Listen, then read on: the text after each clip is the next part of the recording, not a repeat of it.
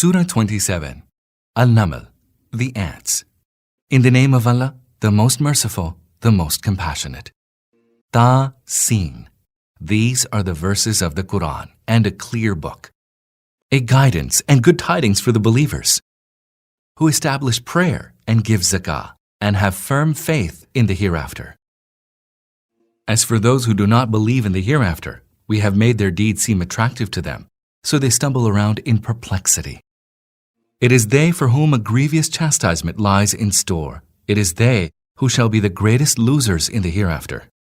As for you, O Muhammad, you are receiving the Quran from the Most Wise, the All-Knowing. Recount to them when Moses said to his family, I perceive something like fire.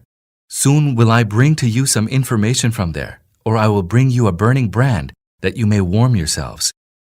But when Moses came to the fire, a call was sounded.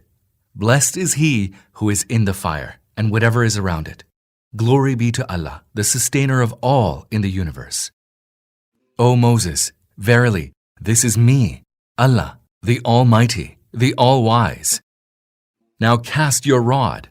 But when he saw the rod writhing as though it were a serpent, he turned his back in retreat and did not even look behind. O Moses, have no fear. Messengers have no fear in my presence, except he who has committed some wrong. But if he substitutes good in place of evil, I am most forgiving, most compassionate. Now put your hand into your bosom, and it will come forth shining without any blemish. These are 2 of the 9 signs to be carried to Pharaoh and his people. They are surely a wicked people. But when our clear signs came to them, they said, This is plain magic. They denied those signs out of iniquity and arrogance, although their hearts were convinced of their truth. So see how evil was the end of those mischief makers? On the other hand, we granted knowledge to David and Solomon, and they said, All praise be to Allah who has exalted us above many of his believing servants. And Solomon succeeded David and said, O people, we have been taught the speech of birds, and we have been endowed with all kinds of things. Surely, this is a conspicuous favor from Allah. Hosts of jinn and humans and birds were marshaled for Solomon and were kept under full control. Solomon was once on the move with them until when they reached a valley of ants, one of the ants said, O ants, get into your holes, lest Solomon and his hosts crush you under their feet without even knowing. Smiling at the ants' utterance, Solomon burst into laughter and said, My Lord, hold me under your control, that I may render thanks for the favor which you have bestowed on me and on my parents, and that I may act righteously in a manner that would please you. Include me out of your mercy among your righteous servants. On another occasion, Solomon inspected the birds and said, Why is it that I do not see the hoopoe? Is he among the absentees? I will inflict a severe punishment on him, or maybe even slaughter him, unless he comes forth with a convincing reason for his absence. Not before long, the hoopoe came up and said, I have obtained a knowledge which you could not. I have brought for you sure news about Sheba. I found there a woman ruling over them, one who has been endowed with all things and has a mighty throne. I found that she and her people prostrate themselves before the sun rather than Allah. Satan has made their deeds appear attractive to them and has thus debarred them from the right path, so they do not find true guidance. That they would prostrate themselves before Allah who brings to light all that is hidden in the heavens and the earth and knows all that you conceal and all that you reveal. Allah, none is worthy of worship save He. He is the Lord of the mighty throne. Solomon said, Soon shall we see whether you have spoken the truth or are one of those that lie. Take this letter of mine, deliver it to them, and then draw back from them, and observe what they do. The queen said, Know, my nobles, that a gracious letter has been delivered to me. It is from Solomon, and it is, In the name of Allah, the most merciful, the most compassionate. It says, Do not act towards me with defiance, but come to me in submission. After reading the letter, the queen said, Nobles, let me have your counsel in this matter, for I make no firm decision without you. They said, We are strong and are given to vehement fighting, but the decision is yours. Therefore, consider what you would like to command. The queen said, When the kings enter a country, they cause corruption in it and abase those of its people who are held in honor. This is what they are wont to do. I will send them a gift and then see with what answer my envoys return." Now, when the envoy of the queen came to Solomon, he said, "Do you want to aid me with wealth? Whatever Allah has granted me is much more than what He has given you. Keep for yourselves your gift in which you are exulting. Envoy, go back to those who sent you, and we shall certainly come upon them with hosts whom they will be unable to resist. We shall drive them out from there, and they will suffer humiliation and disgrace." Solomon said, "My nobles, which of you can bring me her throne before they come to me in submission?" A stalwart of the jinn said, "I will bring it to you before you rise from your council. Surely I have the power to do so, and I am trustworthy." And he who had some knowledge of the book said, "I will bring it before the twinkling of your eye." When Solomon saw the throne placed firmly beside him, he cried out, "This is by the grace of my Lord, so that He may test me whether I give thanks for His bounty or act with ingratitude. Whoever is grateful is so to his own good, and whoever is ungrateful, let him know that my Lord is immensely resourceful, most bountiful." Solomon said, "Set the throne before her casually, and let us see whether she gets to the truth or is one of those who are not guided to what is right." When the queen arrived, she was asked, "Is your throne like this one?" She said, "It seems as if it is the same. We had already come to know this, and we had submitted ourselves." What prevented her from accepting the true faith was her worshipping deities other than Allah, for she belonged to an unbelieving people. She was told, "Enter the palace," but when she saw it, she thought it was a pool of water, and she bared both her calves to enter into it. Solomon said, "This is a slippery floor of crystal."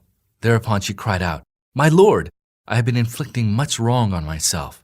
Now I submit myself with Solomon to Allah, the Lord of the whole universe." And we sent to Thamud their brother Saleh with the message, "Serve Allah," but all of a sudden they became split into two quarreling factions. Saleh said, "My people, why do you wish to hasten that evil rather than good should come upon you? Why should you not seek pardon from Allah so that mercy be shown to you?" They said, "We augur ill of you and those who are with you." Saleh replied, "Your augury is with Allah. The truth is that you are a people who are being tried." Now, there were 9 ringleaders in the city who created corruption in the land and never worked to set things right. They said, "Swear to one another in the name of Allah that we shall make a sudden night swoop on Saleh and his family, and will then tell their heirs that we did not witness the destruction of his family. We are indeed truthful." Thus they planned, and we too planned, the while they did not know. So see what was the outcome of the plan they made. We utterly destroyed them and their people, all of them. Now behold their houses that lie in utter ruins because of their wrongdoing. Verily, there is a sign in this for the people who know. And we delivered those who believed and were wont to avoid disobeying Allah. We also sent Lot, and recall when he told his people, "Do you commit shameless acts with your eyes open?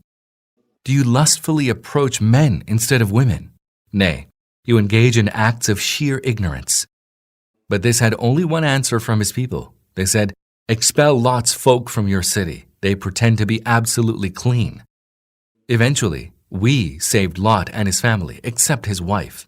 We had decreed that she should be among those who would remain behind. And we rained down upon them a rain. It was an evil rain for those who had already been warned. Say, O Muhammad, all praise be to Allah, and peace be on those of His servants whom He has chosen. Ask them, who is better, Allah or the false gods that they associate with Him as His partners? Who is it that has created the heavens and the earth, and sent down for you water from the sky, and then we caused to grow therewith orchards full of beauty, whose trees you could never grow? Is there any God associated with Allah in these tasks?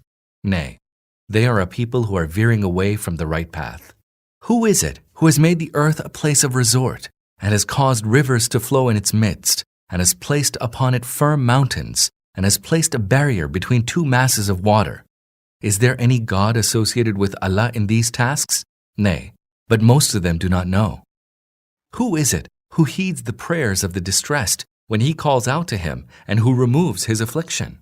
And who is it who makes you vicegerents of the earth? Is there any God associated with Allah in this task? How little do you reflect?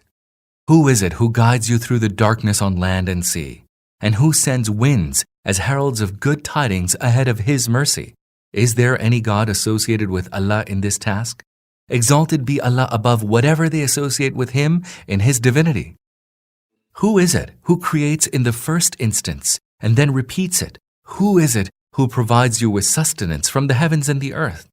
Is there any God associated with Allah in these tasks? Say, bring forth your evidence if you are truthful. Say, none in the heavens or on the earth has knowledge of the unseen save Allah. They do not know when they will be raised to life. Nay, but they have lost their knowledge of the hereafter. They are steeped in doubt and uncertainty about it. Rather, they are blind to it. The unbelievers say, when we become dust, we and our forefathers, shall we really be brought out from our graves? We were told about this, and so were our forefathers before us, but these are no more than fairy tales that have been recounted from ancient times. Say, go about through the earth and see what has been the end of the evildoers. O Prophet, do not grieve over them, nor be distressed at their designs. They also say, tell us when this threat will come to pass, if you are truthful. Say, the chastisement whose hastening you have been asking for, maybe a part of it has drawn quite near to you. Indeed, your Lord is exceedingly bountiful to mankind, yet most of them do not give thanks. Verily, your Lord knows all that their hearts conceal as well as all that they reveal. There is nothing that is hidden, be it in the heaven or the earth, but is recorded in a clear book. Surely, this Quran explains to the children of Israel most of the matters concerning which they have disagreements. And it is a guidance and mercy for the believers. Indeed, your Lord will decide between them by His judgment. He is almighty, all-knowing. So put your trust in Allah, for you are on the manifest truth. Surely you cannot make the dead hear you, nor can you make the deaf hear your call if they turn back in flight. Nor can you direct the blind to the right way, preventing them from falling into error. You can make only those who believe in our verses to hear the call and then submit. And when the time for the fulfillment of our word against them will come, we shall bring forth for them a beast from the earth who will speak to them, because people did not believe in our signs. Just imagine the day when we shall muster from every nation a large group of those who gave the lie to our signs, and they shall be duly arranged in ranks. Until, when all of them have arrived, Allah will say, did you give the lie to my signs even without encompassing them with your knowledge? If that is not so, what did you do? And the word will come to pass against them because of their wrongdoing. They will then be able to utter nothing. Did they not perceive that we had made the night so that they may repose in it, and made the day clear and shining? Surely there are signs in this for those who believe. The day when the trumpet will be blown, all those who are in the heavens and on the earth shall be terror-stricken, all except those whom Allah wills, and everyone shall come to Him utterly abject. You now see the mountains and consider them firmly fixed, but then they shall pass away even as clouds pass away. That will be the handiwork of Allah, who has created everything with perfect wisdom. He is well aware of what you do. Whosoever comes with good will receive a reward better than his deed, and they will be made secure from the terror of that day. And whosoever comes with evil, they will be flung upon their faces into the fire. Will you be recompensed for aught other than what you do? Tell them, O Muhammad, I have been commanded only to serve the Lord of this city that He has made inviolable, to serve Him to whom all things belong. I have been commanded to be of those that submit to Allah, and to recite the Quran, so whosoever is guided, his guidance will be to his own good. As for those who stray, tell them, I am none but a warner. And say, all praise be to Allah, who will soon show you His signs that you will recognize. Your Lord is not unaware of what you do.